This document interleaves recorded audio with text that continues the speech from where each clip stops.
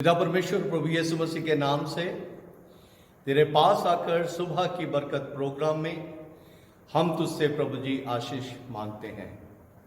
तेरा धन्यवाद करते हैं कि तू दिन प्रतिदिन प्रभु जी अपने वचन से हमें उत्साहित कर रहा है। इस संसार में चलने के लिए तू हमारी अगुवाई अपने वचन के द्वारा कर रहा है। तेरा धन्यवाद करते हुए इस प्रार्थना को यीशु के नाम से मांगते हैं, आमीन। मेरी ओर से एक बार फिर से आप सबको जय मसीह की। प्रभु का मैं बहुत धन्यवाद करता हूं कि काफ़ी समय से सेवकाई होने के बावजूद 1 अप्रैल को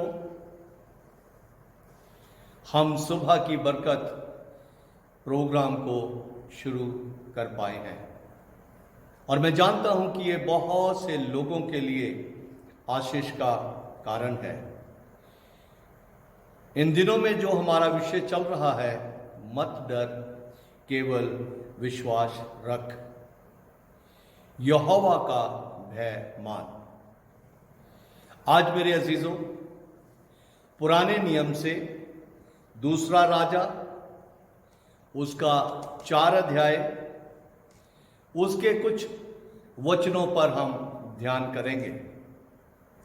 यहां पे इस तरह से लिखा है कि नबियों के चेलों की पत्नियों में से, भविष्यद्वक्ताओं के चेलों की पत्नियों में से एक स्त्री ने अलीशा की दुहाई देकर कहा, तेरा दास मेरा पति मर गया है और तू जानता है कि वह यहोवा का भय मानने वाला था, पर जिसका वो कर्जदार था वो आया है कि मेरे दोनों पुत्रों को अपने दास बनाने के लिए ले जाए। अजीजों, यहां पे इस बात के ऊपर ध्यान देना बहुत जरूरी है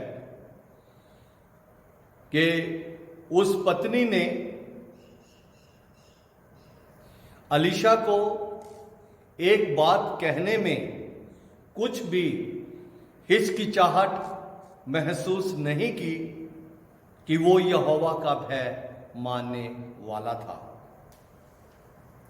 यहोवा का भय मानने वाला था, लेकिन संसारिक तौर से उसने किसी साहूकार से कुछ कर्जा लिया था और इंग्लिश की बाइबल में लिखा है कि ही इज कमिंग, यानी कि इस परमेश्वर के दास की मौत की खबर उस साहूकार को लगी और वो वहां से चला ताकि परमेश्वर के इस दास के दोनों पुत्रों को वो अपने साथ ले जाए और उनको अपने पास रखकर काम करवा के जो भी उसके पिता ने कर्जा लिया था वो पूरा करेगा। आज जो एक खास बात हम यहां पे देखने जा रहे हैं वो ये है कि जब किसी के ऊपर कुछ कर्जा होता है तो वो उस कर्जे को पूरा करने के लिए किसी भी हद तक जाता है। जैसे इंसान के ऊपर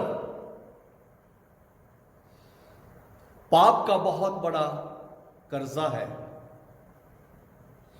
वो कर्जा कहने का मतलब ये है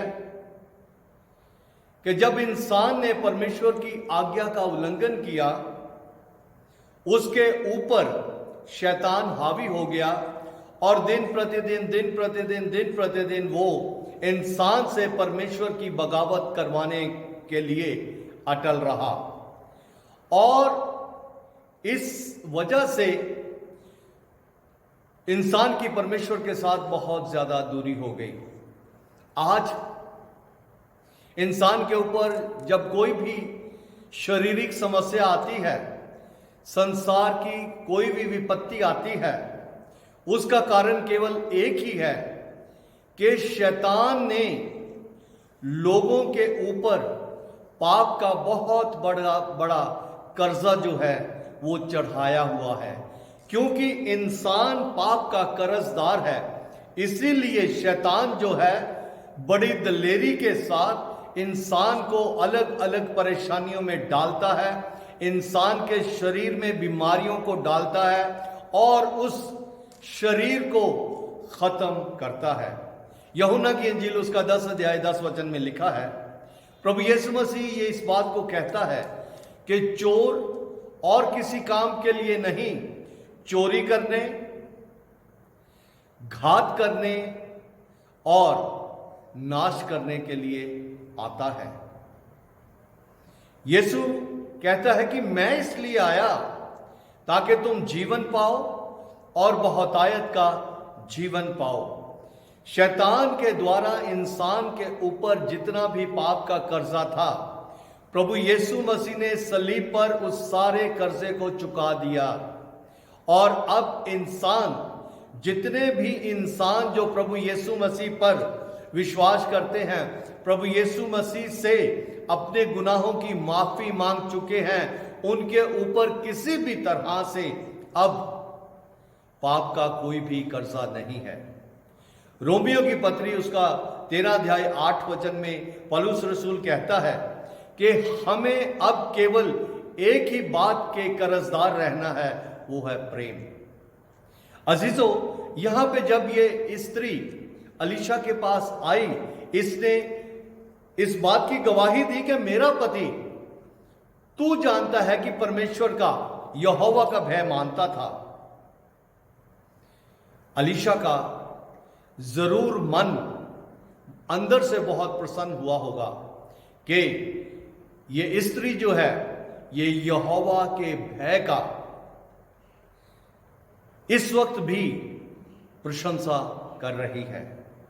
अलीशा ने उससे पूछा, मैं तेरे लिए क्या करूं? पहला सवाल, मैं तेरे लिए क्या करूं? मुझे बता कि तेरे घर में क्या है। उसने कहा, तेरी दासी।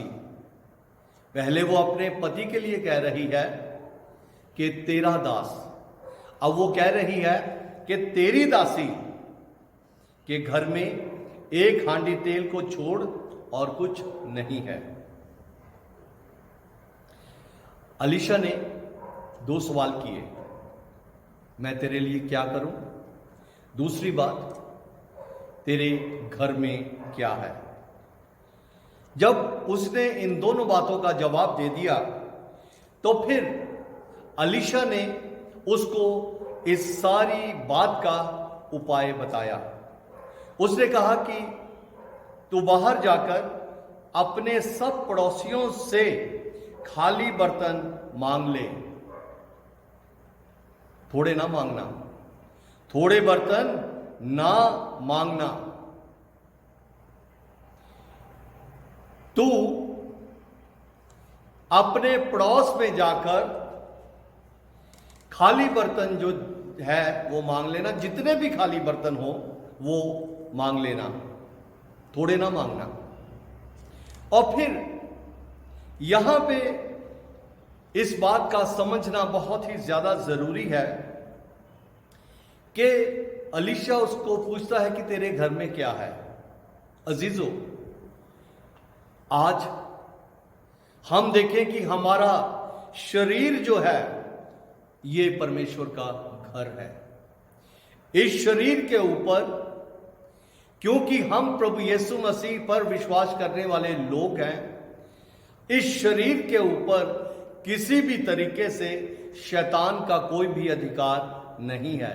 ये शरीर जो है ये परमेश्वर का घर है, क्योंकि बाइबल में लिखा है कि तुम्हारा शरीर परमेश्वर का मंदिर है। इस शरीर के अंदर हम ध्यान करके देखें कि क्या है। अलीशा के सवाल को हम इस तरीके से लें कि सारी दुनिया में विपत्ति फैली हुई है। एक वायरस ने बहुत से लोगों को, उनके जीवन को नाश कर दिया है और दिन प्रतिदिन नाश करता जा रहा है। लेकिन हम जो यीशु को जानने वाले लोग हैं, हमारे इस घर में क्या है? अगर हमारे इस घर में प्रभु का वचन है, क्योंकि यूहन्ना की अंजील उसका 15 अध्याय 7 वचन में लिखा है कि यदि तुम मुझ में बने रहो और मेरा वचन तुम में बना रहे, जो चाहो मांगो वह तुम्हारे लिए हो जाएगा।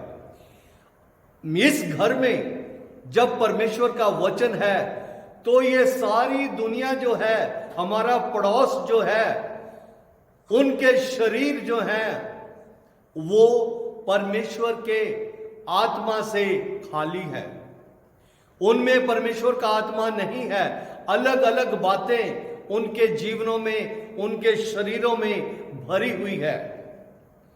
और इस विपत्ति से उनको बचाने के लिए हमारे लिए बहुत ही जरूरी है कि इस घर में, इस शरीर में जो परमेश्वर का वचन है वो उन खाली बर्तनों में हम डालें ताकि वो बच जाए। यहां पे ये कर्जे की स्थिति में जब नबी के पास गई तो उसने कहा कि अपने पड़ोस में जाके बहुत से बर्तन इकट्ठे कर ले और फिर तू क्या करना, अपने दोनों बेटों समेत जिनको तेरा साहूकार लेने के लिए आ गया है या आने वाला है, उनको भी तू अपने साथ ले लेना और उनको अपने साथ लेके द्वार बंद कर लेना, और जो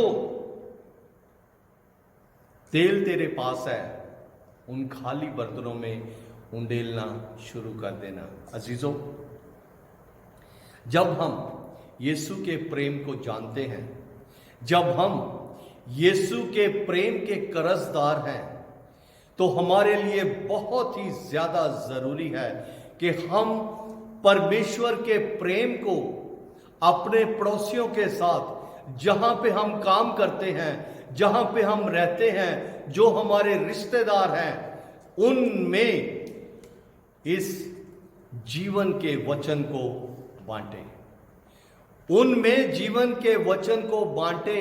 और जैसे जैसे इस बात में हम देखते हैं कि जैसे जैसे बर्तन भरते गए, उनके बच्चे और बर्तन लेके आते गए। अजीजों, मेरी और आपकी इन दिनों में जिम्मेवारी यह है कि हम एक एक पड़ोसी को परमेश्वर का सुसमाचार सुनाएं, एक एक पड़ोसी को परमेश्वर का वचन सुनाएं, एक एक पड़ोसी के लिए अपने घर को बंद करके प्रार्थना करें, ताकि वो इस पाप के कर्जे से, इस बीमारी के कर्जे से छूटकर हमेशा हमेशा का जीवन प्राप्त कर ले।